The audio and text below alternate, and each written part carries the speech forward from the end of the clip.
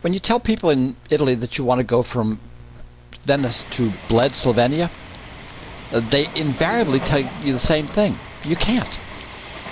I found that's almost true.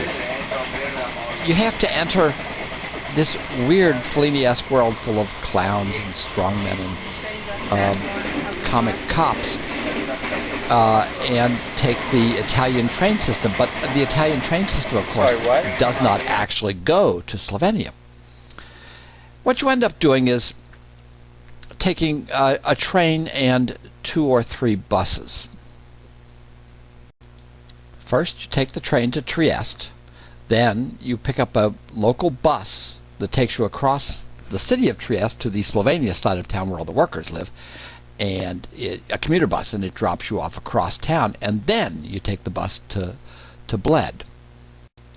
So we went to the train station and got a train to Trieste, and they said it leaves on track 2, and we went to track 2 and we got on what was marked a train to Trieste, except it said it was going via Udine.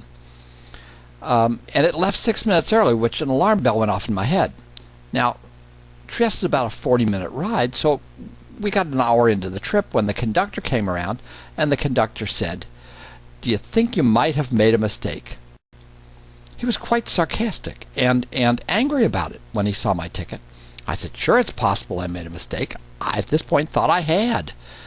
And he said, "Well, you did make a mistake," and proceeds to get pretty angry at me about the fact that I was on the wrong train. "Oh, by the way, it's going to cost me more money," he said. "Okay," I said.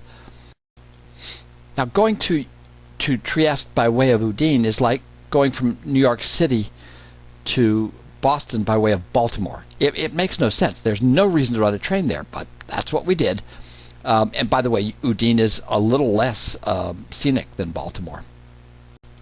Shortly after dealing with me, the conductor got into a huge argument with a lady from the Netherlands about the same thing. She had gotten on the train believing it was going to Trieste, and when it wasn't, and she was not all that happy about paying the extra money.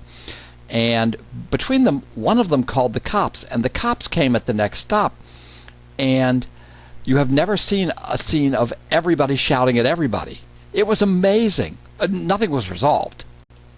But it finally got us to Trieste, which is on the border of Slovenia. And then we take the crosstown bus to the bus station in Koper, which is a suburb, and then we took a bus to Bled. And it's all very crazy. So we arrived at Bled, and we wandered around and got lost and found a little bar. And the kid at the bar says, "I'll turn the music down for you."